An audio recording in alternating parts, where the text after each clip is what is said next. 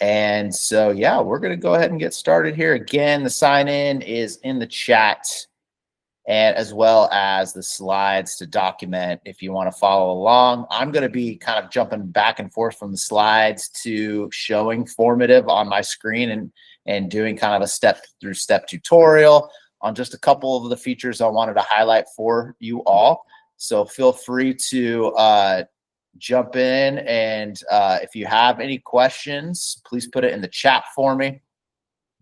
Happy to answer any questions that you may have as we go through, but I am going to pause a couple different times to take questions. So if you want to wait till then, that's fine too.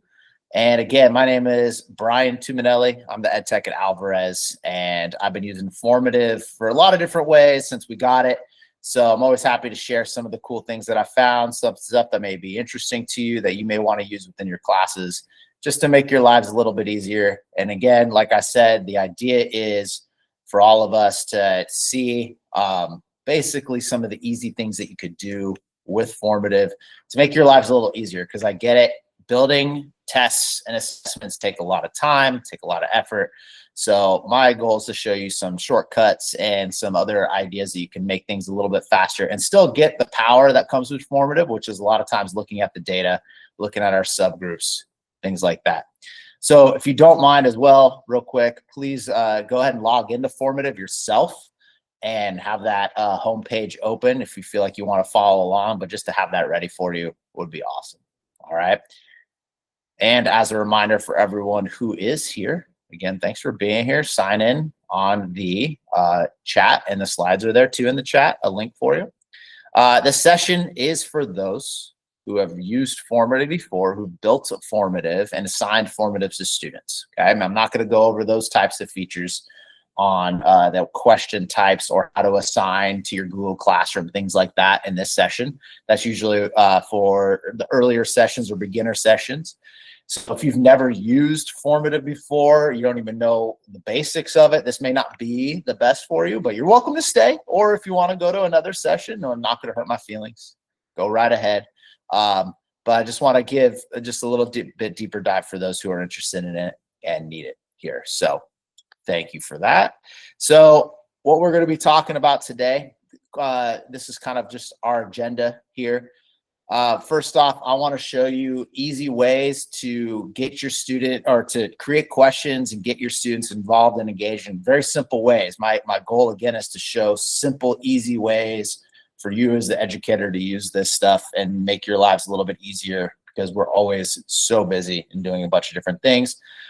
Going to dive a little bit deeper into Formative's AI bot, which is called Luna. That will kind of show you some of the cool things that Luna can do for you to make, again, your life easier. And then I want to show off the Nearpod feature in this one, which is the teacher-paced instructions and lessons. Just a heads up, side note with those lessons, I use Formative a lot when it comes to lessons because I use it a lot, Formative a lot with my sub plans. It's a great way to monitor students' progress and if they're getting work done when I am not in the classroom. And so there's ways to do that where it's student paced, but also I'm going to show teacher paced instruction today as well. All right. So any questions before I move on? Throw it in the chat if you want. All right. So I will move on. If something pops up, I will stop. No problem. So let's talk about Formative and the resources available to you. And how really it can be very simple to create a Formative for your students. I'm going to show you the multiple different ways. One of the ways I showed you in the slam time, taking a document and having AI go through it and creating a Formative for you. All you have to do is edit things and make it easy. There is also something I am not going to show you, but if you have a bunch of assessments built on Google Forms, you don't even have to have AI transport that over. Formative will take your Google form and make a Formative straight off of your Google form into Formative automatically as well. You just have to import it in. It's a pretty cool feature, pretty easy. So I'm going to show you a couple other different ones today as well. I'm going to hop on over to my formative homepage, which looks like this. To be honest with you, it is a pretty big mess. So forgive me on that because I have a lot of different things. Oh, let me go back to my presentation real quick. Things I want to share with the formative resources. We are going to share a little bit about the formative library, something that may be underutilized within our district, but has a bunch of different features for you. You can take a look at. We are going to talk practice sets a little bit and show what you could do with that, and then AI generated questions as well within this little section. So let me head on back over to my formative homepage. Here we are. And first thing I want to show you is the library feature. You can find that on the left-hand side of your formative. And you hit library. I'm going to bring that up, and I'm going to head on over to the public portion here. So you want to make sure you're tabbed on public. And from here, there are just so many different types of resources and formatives that you can pull that have been shared publicly throughout the country. And there's a couple cool different ways to take a look at it. I'm going to show you first and foremost the starter lessons. Maybe these are good for beginning of the school year or maybe returning from break. Formative has created these lessons for a bunch of different subjects. And so I'm going to open that up for just to show you what that looks like and all what you have to do. So if my computer is going to go slow, apparently. So of course it does at the right time. But essentially, I'm just going to go back. It's going to take a little bit of time here. So essentially here, I'll come back and see if we can load something a little bit faster. But these are all formatives built for whatever you need. I want to highlight one thing, though, if you want to use the library. So again, using this library is for finding a formative already created and using it yourself, so you don't have to create yourself. If you head on over to filters here, this is going to be key for you. Opening this up allows you to kind of filter down to formatives you need. So for an example, if you want for grades, you want to make sure they can go all the way to kindergarten. You want to make sure if you're a high school teacher, for example, you click on all the high school grade levels. Middle school, maybe you go down for more of the middle school level. You can also check out the subjects. So for if you are a chemistry teacher, for example, you can click chemistry, and you just now have narrowed things down to see just questions fitted to your level, grade level, and subject. And there's a bunch of other filters as well, but these are the great ones here.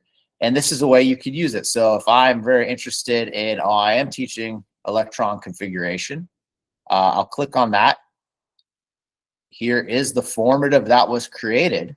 You can kind of scan it, and all you have to do is hit this button that says add this activity.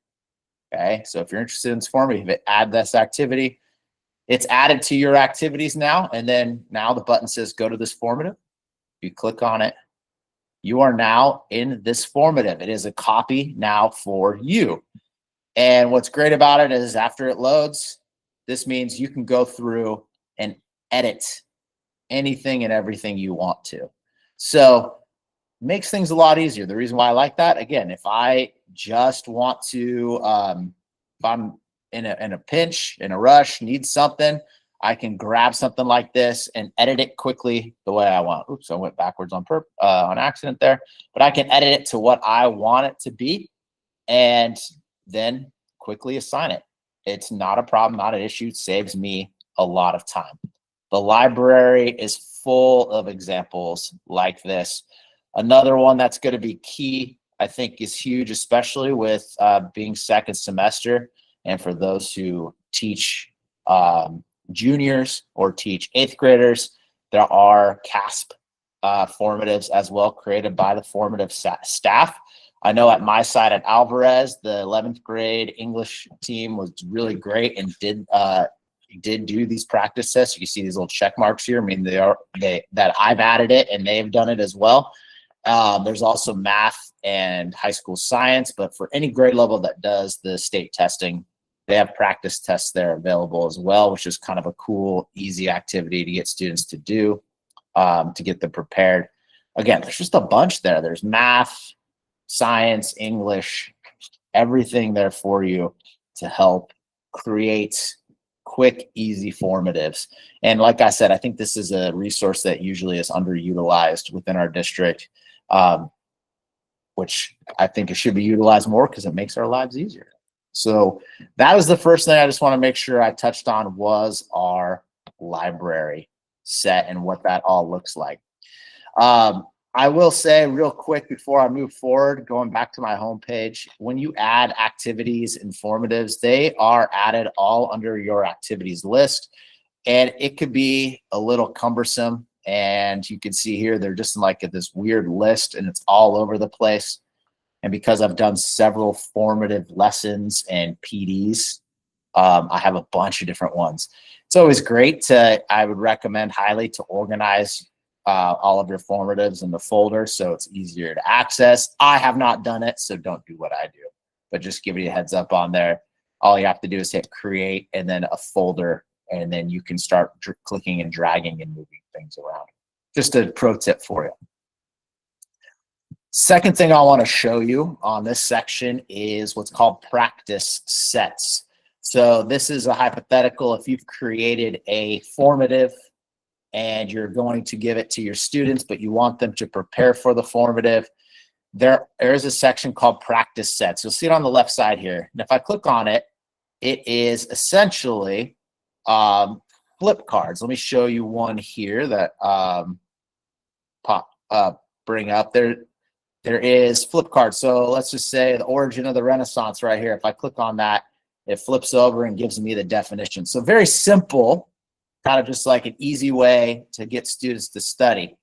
So let's just say you want to do that, but obviously manually creating that takes time, takes effort. So a lot of times we may say, I don't really want to do that, which again, I'm with you. I understand. I am on that camp. So instead, what we would do is let's let formative do it for us. So I'm going to bring up an old test of mine when I was a social studies teacher. And this is my first semester final exam. And part 2, it says here. So this is the second part of the final exam. This is all formative here. If I want students to prepare and have them do like a little preparation before I give this exam, I'm going to create a practice set. And what I do here on this page, go up to the 3 dots. It says more options. You click on that, and down here it'll say generate practice set. And what this does, this is one of the several features of artificial intelligence that is embedded into formative. If I click on that, it is going to go through my formative and start looking through all the questions, and it's going to generate those flip cards for me.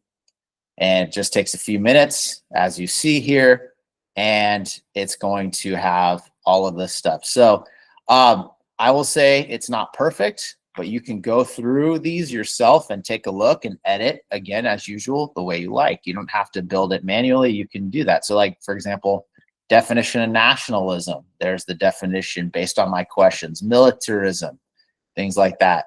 Assassination, the Zimmerman telegram. If you're World War I, you know some of this stuff.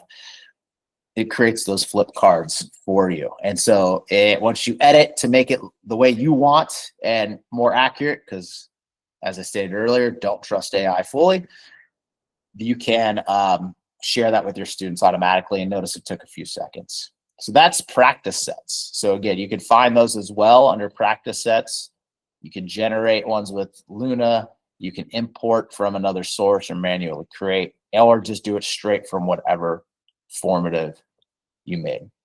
So pretty cool, easy way to do that. And then finally, the last one I want to show, the last one thing I want to show here in this section, again, the idea of building and creating formatives, making it easier for you, is, let me bring up the last activity. Let me bring up that social studies one again. I shouldn't exit out. Is generating questions.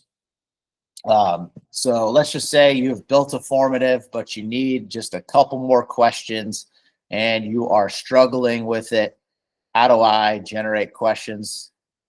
just like we add questions in our formatives right here, you want to hit add new item, but go to the top and there's a new thing that says create with Luna. Again, the chat bot, if you click on that right here, you can get a bunch of different questions that you can add. So for example, I just want a free response question on, and the main causes of World War I.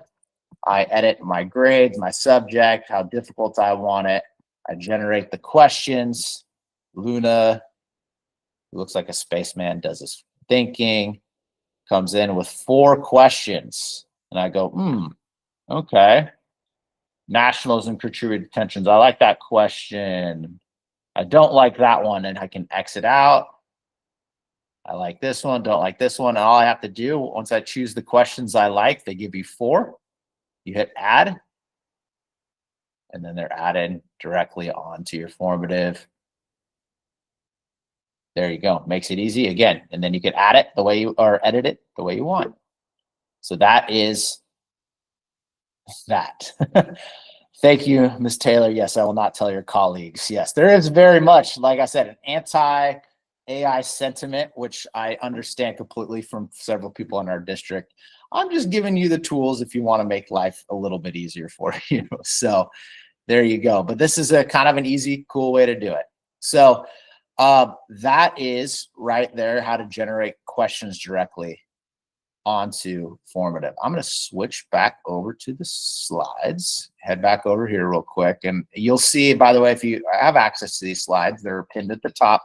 You can go through and see, I've kind of given you some screenshots and how to do this step-by-step if you need it.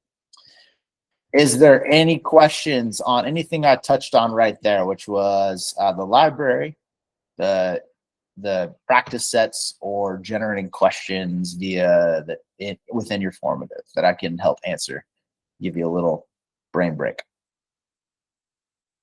Hey, hello. Hi there. Yeah, hi. Can you still go back to the questions you just generated right now and click on the eye so we can see what the students are gonna see? Got it. So I'm going to open that up real quick. Let me just open it, then I'll share the tab for you. So you're interested in seeing what the students see when it comes to the test side, right? Yeah. Okay. Excellent. So I'm back on that first exam. Okay. The way you want to look at it is to get to the student view. So this is preview as a student. For those that don't know it, this is what the students are going to see. And you could select here. This is on the computer view. You could switch to a mobile view. I don't know why you would, unless you're letting your students take it on a phone.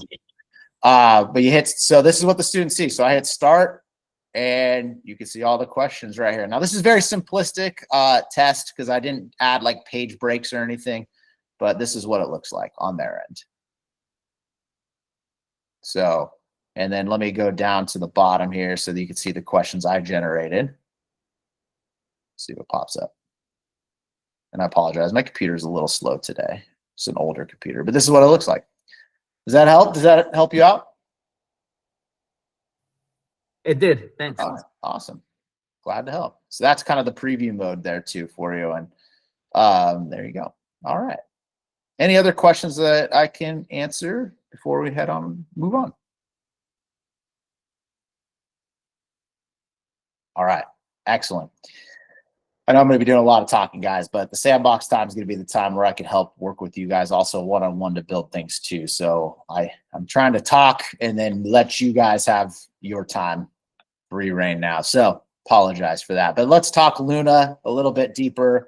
Another thing I want to share with you, I just want to make sure I mention with Luna and artificial intelligence, I want to share some of the district guidelines that are that for you, which is always important to remind you of.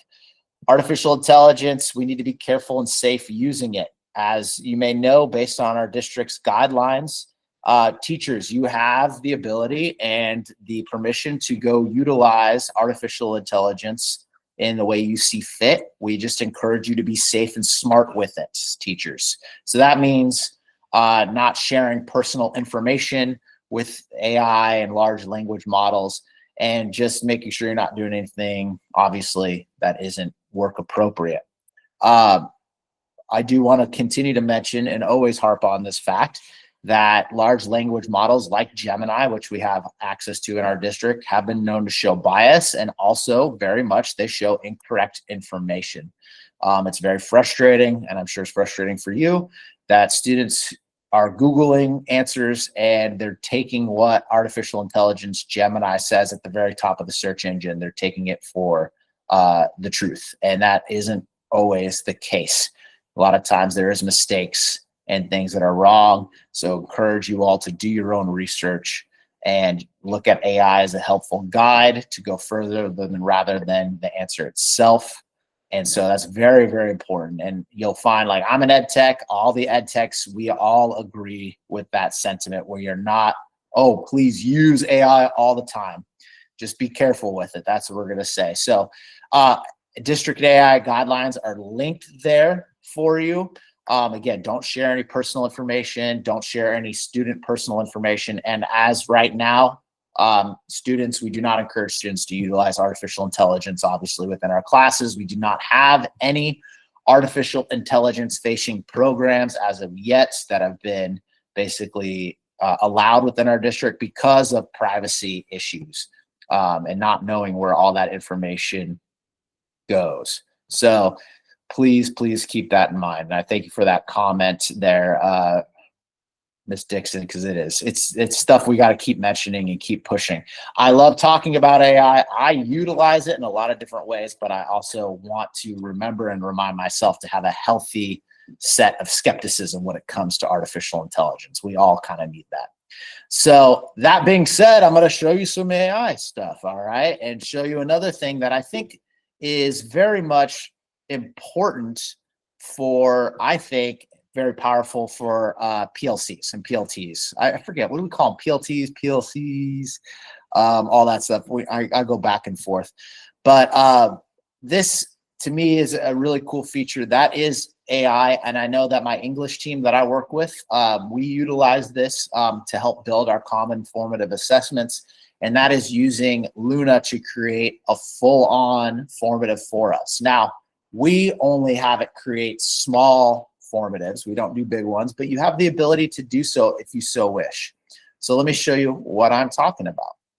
So under create, you hit this and you come on down to quick start where it's going to say auto generate activity. Excuse me 1 second. Thank you. Auto generate activity. This is where you could actually create a full-on formative for your classes straight from artificial intelligence. So this is not from the library. You're not adding to something that's already built. This is a full-on quiz created straight from artificial intelligence. Keep in mind the guidelines I just told you about. Obviously, you're going to have to look through this and make sure it's good, but it is a helpful tool. So let me show you what it looks like. When you're auto-generating activity, you can auto-generate a quiz or a lesson or a practice set that we talked about. All you got to do is give it a prompt. So I'm going to go back to my social studies days, and I'm going to say the Renaissance. Just going to give it 2 words. I'm going to say this is for my 10th grade world history class, and you can generate an activity straight from there. There are additional settings, though, that are nice. You can say how difficult you want this to be. Do you want to be easy, medium, or hard? Okay. You can say how long you want it to be, short, medium, or long. Right now, I've been asking Formative to do this. They haven't yet, but to give these, I wish we could just say, I want 3 questions. I want 5 questions. They don't offer that. And these are the question types that are available. Plus there's others like free response and for our math teachers, there is numeric questions that you can generate here too, but you can add the question types you want. And you can even tell it, hey, provide hints for the students as well, so the students can get some support. Once you set all your things, you just hit generate activity. And now you get a message that says, hey, it's being generated by AI. And once the generation is complete, you're going to be told that it's done. I'm going to go to view activity because sometimes you can actually see it generate. So let's see. I'm going to switch over in just a second. I just want to see if it is generating. All right. So I am here at my AI generated quiz. You should be able to see that, just making sure. Great. And you can see the questions that it has provided. What was the major influence in the development of Renaissance art? Which were the following prominent figures, so on and so forth. Has all these different things here. So I asked it for a short quiz on hard, so it gave me 5 questions. And again, I can go through and I can take a look. Is it accurate? Is it right? So on and so forth. I can change this topic so doesn't say AI generated. You could do whatever you want. I could add more questions, take away questions, things like that. I wanted to share this with you because in my English 9 PLCs, we have utilized this. As we can all agree, our PLC time is very quick. For high school, it's 1 hour a week, not if that. And we don't have a lot of time to build assessments, let alone look at the data together as a team. And when we do that, we felt like this is an easy way to kind of generate some assessments that we are assessing on the skills that are assessing our students on. And it has been helpful. Again, there's been mistakes that we've had to correct when it's generated, but it's been helpful and saves us time. So we can actually spend the time with our looking at data and having those discussions together as a PLC. So that's why I wanted to share this kind of big one with you. Sharmisa has a great question. Do you tell your students that you sometimes use large language models to generate some activities? I'm pretty open with it and honest with it. I do tell them yes. Because though, also I do go over with my students like the importance of being smart and safe with AI. I have seniors that have been working on college essays, for example, and I tell them very much, if you try to generate a college essay for your acceptances using ChatGPT, you are busted. They are not going to accept you, and it's not difficult to really catch. So you got to be smart. So I'm honest with them, and I tell them, we did this. I share it because inevitably students are using it already. I just want to be able to model what it's like to use it wisely and smart. But that's your choice. Up to you whether or not you want to tell them that. And we do, like I said, make edits on a lot of these things. So that is like the AI generated one. Again, fully being able to edit. You can add new items and have all of the practice sets you want, or the question types you want, excuse me, right here that aren't available with Luna, because Luna can't produce all of those at the moment. So there you go. There's that. Let me make sure I'm touching on everything there for you all. Excellent. I think I am. Perfect. And because of time purposes, I'm not going to go over show the Google Docs and form, but because I did kind of touch on it. Let me go back to the slides here. I did touch on it with you already regarding how to upload your own created content like Google Docs that were quizzes, or a PDF that's a quiz, or a Google form that's a quiz, but you can upload those really quickly and they do turn into formatives too. So if you've already had stuff that your PLC is using or you're using, you can do that. All right. Let me see if there's any questions on this. Excellent. Let's go over the last thing I want to talk about today in the last 15 minutes we have is the teacher-paced lessons. And this is a cool feature for those that have used Nearpod in the past. We don't have Nearpod really anymore, but this is a good substitute for those that are interested in using it, these teacher-paced lessons. So I am going to kind of highlight what this looks like, and on the slides, as you're going to see, and I'm just going to go through, you can see how to assign it, but I'm going to show you on my end how to do that. So I'm going to head on back to my homepage because I have one that I created for all of you to do and take a look at and just kind of show you what that looks like. I just got to go find it. There we go. So I have a teacher-paced lesson that I've created for you guys as a model. So you guys will be able to access it and see it on the student side. And I'm going to be on the teacher side. So you can kind of go back and forth from this screen to the student paced side to see both sides at once here. But this is a teacher-paced lesson I created. Okay. Similar, if you've never done a lesson on formative, it's the same thing really as a quiz, if you will. In this case, instead of just questions, I've also added like text here with questions attached. I've built pictures with questions attached, similar to what we've done before, so on and so forth. So let's just say you've created something similar. All you have to do is go to present and start a presentation. And you're going to see here kind of two different choices here. You're going to see a teacher paced. You're going to guide students through a lesson or assessment so everyone can stay on the same page.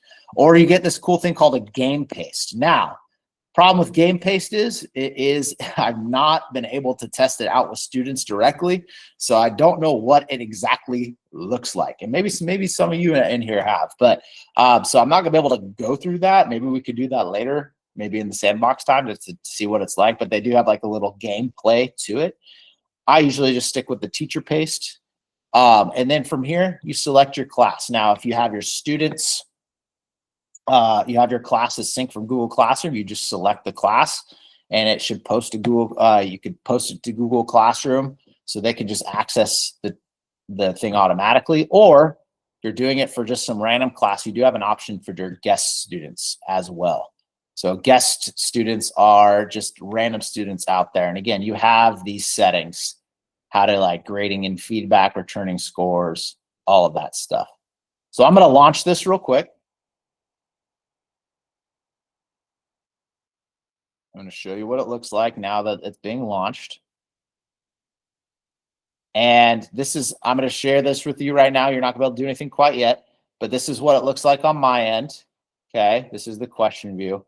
And what I want to share with you is this, the join information. So I'm going to ask you guys real quick so you can see the student side. Go to a different tab.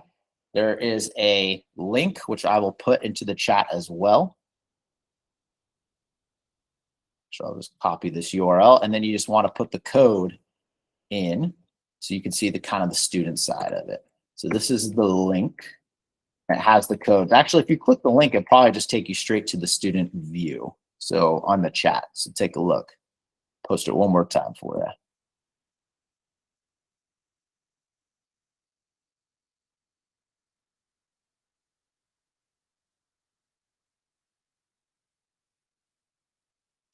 So I'm going to put in resume. So we should see, and I can see who's joined in on this side here. So on my bottom left of the teacher paste screen, I can see the student settings. I can see who's been able to access and who's in right now. My settings, I can update all my submission settings. I can continue to share the guest code and so on and so forth. And you'll see there's just a bunch of questions. And now, like I said, this is teacher paste, if you will. So once you're in, go ahead and answer the first question. Just pick a response. We don't have time for you to read all that stuff. You don't need to. It's just a practice. But you can start answering questions. And what's cool is, again, just like Nearpod, you can see the responses right here pop up. I have 3 responses so far. I could also view the responses here. So I could view 3 responses, and I could see some of the answers. Perfect. Now, if you were connected to Google Classroom, ladies and gentlemen, instead of saying name hidden, you should be able to see your students' names, okay? But since you guys are guest students and I shared a code with you, you're not going to see that. But in reality, you'll see like the names of your students. You'll see what their answers are on the teacher end here where I am at. So thank you for those answering, but just giving you an idea what that looks like, okay? Another couple things you could do here, just want to show you, is you can change the pace for your students. So right now, I'm having 1 at a time. So watch what happens. If you're on the student side, I'm going to go to the next question, and it should pop up for you now on the next question. Oh, so Sharmisa, I missed your question. What is the answer? I forgot the question already. Sorry. So I've gone to question 2 on your screen. You should see question 2 right now, and you can answer as you go. Let's just say you're fine with students doing a little bit faster. You can do full activity. You could do all items, or you can do one item. So if I hit all items, then all of the questions pop up within that specific activity. So I had 3 questions with this. So now you should be able to see all 3 questions instead of going one by one. And each question you could see who's answered, and provide feedback as you go. All right. I'm just going to jump to the next question, guys, just to show you some other stuff that you can see here as a teacher. So you can see this picture now that's going to pop up for you. Oh, maybe it's not popping up. It was popping up earlier. Well, there you go. It was working earlier for me. Yeah, this is what happens. But should be a picture for you. And maybe mine's taking a minute to load. There you go. How to build a molecule. You could actually click on it and see that, and students should be able to answer. I'm not a science person. I struggled with getting the correct way it's supposed to look. So forgive me, but I figured I wasn't going to spend a ton of time worrying about that. But you can answer the question here as well. And whatever works. Oh, Jesus, great question. That is through the embed feature on the questions, where you can embed something. So if you get the embed link from, so for example, if you're able to go and find an embed link for a video or an interactive thing like this, usually you can find that on the web somewhere. You just copy that link, go to Formative, hit embed, paste the code, and it should pop up like that. Yeah, I could kind of show you that. Maybe we can mess around with that during the sandbox time if you're interested, but that's kind of how it works. So last little things, guys, if you wanted to see the responses, another way to see the responses, if I click responses up here, you get a little bit bigger of a view of what it looks like responses wise. You can see your frequency as well. Did the students answer? Which one did they answer correctly? Okay, most of my students were hitting answer A, all of that. So you get the idea here. And again, last thing I want to show before we wrap it up, I want to show a couple things here. So I can end student session right here. I can close the assignment. I can return everyone to the lobby if we're taking a break or something like that, so they have to wait. I can close the assignment so everyone stops working. Or another way to do it is, let's just say you're going through a lesson during the day and you aren't getting through it all, but you need them to finish the lesson by that night. All you have to do is hit the switch to student paced. And that means you guys are now able to work independently without me pacing it. It's a quick fix, going to student pace. Now students are working independently on their own and you're good. And if I want to get them back, I can hit restart and get them back on there. But that's how it works. So then you guys are able to do student paced, or send your students to do student paced lessons. Let me make sure I hit everything there. Yep, I think so. Excellent. So coming back to our slides, can you get them back from independent to collaborative? Yes, I believe the way I would do it is you restart it, share the link again, and then they'll get back to where they were on that. And then they'll get back to wherever, even if they answered further along, you want to get them back. It's wherever you are on your screen on there. Yeah, good question. Any other questions, ladies and gentlemen, on teacher pace or anything else that we talked about?